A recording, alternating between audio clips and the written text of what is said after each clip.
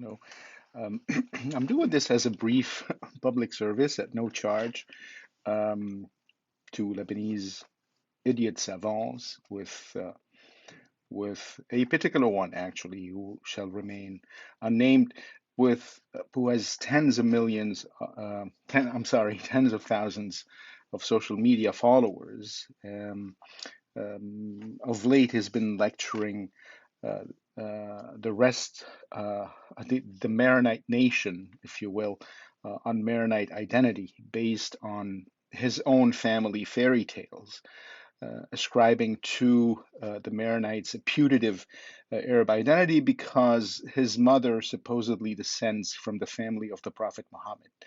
Yet, according to none other than Kamal Salibi, who's no friend of the Maronites are the only native literate Lebanese community that has taken from the earliest times a great interest in its own history and wrote relentlessly about its own history. Nevertheless, we are supposed to believe the crackpot tall tales of one Maronite individual claiming a noble prophetic line through which all the Maronites are ascribed by His Highness a collective Arab identity.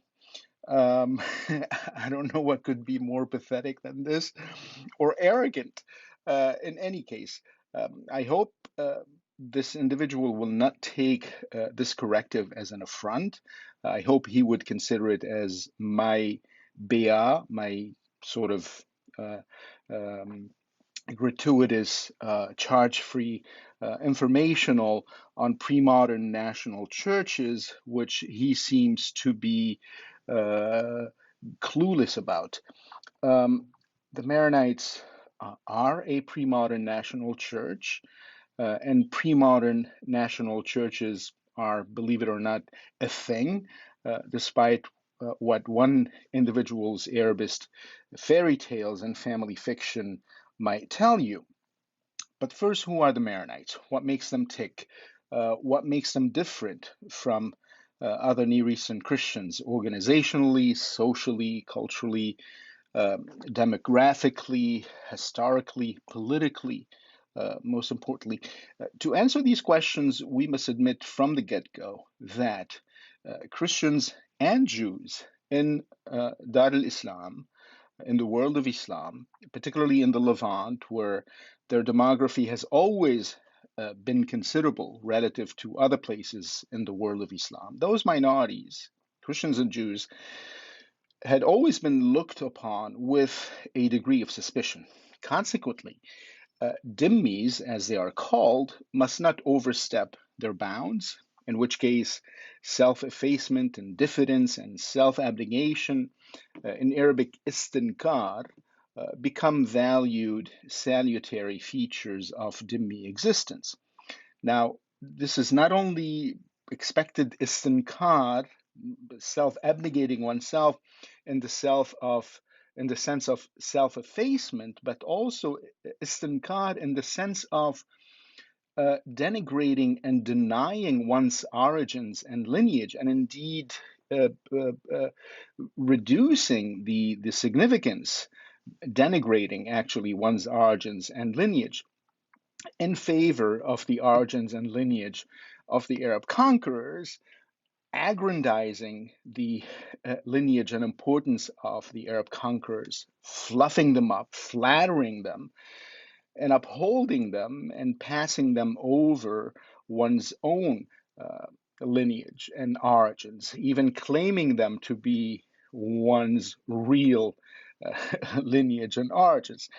That said, the Maronites, and that has been, for 13 centuries almost, this has been the behavior of dhimmis. The Maronites, interestingly, historically, they practice the polar opposite of this istinkar, an attitude described in Arabic as istikbar, literally meaning um, making oneself larger than one actually is, and more dangerously, perhaps, making oneself larger than the Arab conqueror, more important than the Arab ruler. Thus, the Maronites never viewed themselves nor acted as dhimmis, and were in turn depicted by Muslims as recalcitrant, full of themselves, arrogant, presumptuous, displaying a hubristic kind of confidence where meekness might have been de rigueur. So, from very early on, things were different for the Maronites. The reasons for this were, of course, temperamental, historical, cultural, and they all evolved over time. Uh, but there were also other important reasons for the Maronites' istikbar, and those reasons were tied to the Maronites' geographic and topographic situation, molding over the centuries the community's social, cultural, and political character and attitudes. For one, Lebanon, or more specifically Mount Lebanon, the historical homeland of the Maronites, is the Near East's only mountainous haven for minorities, rugged, impregnable, strikingly different from the topography and the climate of neighboring countries. From very early on, Mount Lebanon had been attractive, had been a safe haven for hunted down groups seeking refuge from powerful, homogenizing empires. Thus, from the 7th century on, the Maronites rejected Islamization and Arabization. They defied the new conquerors from the east, the Arab conquerors, as they had defied the Byzantines before them, and even exacted tribute from the Muslim walis of Damascus, to the point where even today, and until very recently, when things began changing in the late 20th century, but that's fairly recently, in modern Lebanon, Muslims and Arabs remained demographically, as well as culturally and politically speaking, minorities in relation to the Maronites. And so, rather than a faith community, the Maronites, they are a faith community, but they are more importantly what political scientists refer to as a pre-modern national church, which is to say a bona fide national group, even if defined in religious terms. By way of comparison, one might say that the Catholic Church is a universal missionizing church, and the Maronites do belong to that church. Um, Another well known missionizing universal church is the Muslim church, meaning church in the sense of an assembly, Jum'ah in Arabic. Um, so, in that sense, anyone speaking any language belonging to any ethnicity can be a Catholic or a Muslim. Conversely, the Maronite Church, as a pre modern national church, is a church specific to a distinct national group intimately associated with Lebanon, that is, members of the Syriac Maronite National Church. Relevant examples of this phenomenon, meaning pre modern national churches, include the Church of England, the Church of Norway, the Church of Sweden, Church of Ethiopia, and various churches of the East, including the Coptic Church, of course, most notably. Note in this regard that the head of the Church of England, for instance, is not a prelate, it's not the Archbishop of Canterbury, but it's the King of England. The same applies to the Maronite Church, again, a pre modern national church, which is to say, a nation before the term nation became current, headed by a locally elected Maronite patriarch, not appointed by the Pope, incidentally, who also instantly becomes a cardinal of the Catholic Church. But the head of the Maronite National Church is elected locally. In that sense, the Maronite patriarch is not merely a prelate or a religious leader, although he is that, but he's not a religious leader or a prelate in the European sense, as are the European dignitaries of the Catholic Church. But indeed, the Maronite patriarch holds a position that combines both spiritual and secular political characteristics, and he at once yields moral authority, but also a national political authority that once bestowed upon him military powers and responsibilities. Um, and yes, the Maronite Church is exactly like the Armenian Church in many ways, with a different history, of course, a different makeup, a different experience, but not a different nature. Both are churches specific to complete, distinct nations.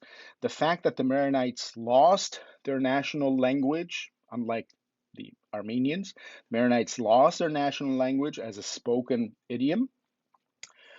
This was an outcome of cultural colonialism, an instrument of power. It was not an agency. It was not a choice. Um, it was not an ethnic attribute, if you will. This was by and large thanks to myopic, opportunist leaderships over the last 2 centuries, a kind of short sightedness, if you will, which the person who is advocating for the Arabness of Lebanon seems to incarnate with his poor grasp of the history of the Maronite Church and his presumptuous conviction that his own family's tall tales are representative of a nation's historiography. He should know that this is nonsense. Here's what one historian writes on this matter, and I quote: at the time of the Islamic imperial conquests of the 7th century, Christians contributed, Christians constituted the overwhelming majority of the populations of the Levant, Mesopotamia, and North Africa. Their pre-Christian roots were Jewish or pagan. Their churches, whose ethnic identities are deeply rooted in the history of the Middle East, include the Greek Orthodox, that bore the culture and civilization of the Byzantine Empire, and the Coptic Church as heir to the ancient Egyptian civilization. We should also mention the Syriac Orthodox Church of Syria and Iraq, the Armenian Church, the Maronite Church, and the Nestorian Church of the East, all of which also reflect ancient pre-Islamic civilizations. The ethnic character and ancient language of these Christian populations is preserved in their liturgy, historical annals, and personal accounts. These peoples and civilizations, so highly advanced in terms of art, literature, and the scientific knowledge of the time, were conquered and subjugated by a power that was numerically, economically, educationally, and technologically weaker. End quote. In conclusion, my dear friend, Your Honor, the Maronites are not Arabs, and the Maronite Church is not an Arab church. Indeed, no such like exists, despite what the family lore about one's mother's noble Qurayshi lineage might say. As Fuad Ajami put it, who's not a Maronite, by the way, and he put this most exquisitely. The Maronites are defined, this is a quote, they're defined by their ethos of independence, their sense of themselves and their history, their formidable clergy, their learnedness and their own schools, traffic with Europe going back centuries, special ties to France, and a special history in the freedom of Mount Lebanon. And even though they made a peculiar peace uh, with Arabism, the Maronites never accepted the idea of Arabism and indeed posed a serious challenge to it. End quote. So please, enough Dhimmitude, enough genuflection and lip service to Arabism. The Arabs I know respect honesty more than they do flattery. So I suggest you grow yourself some backbone. Thank you.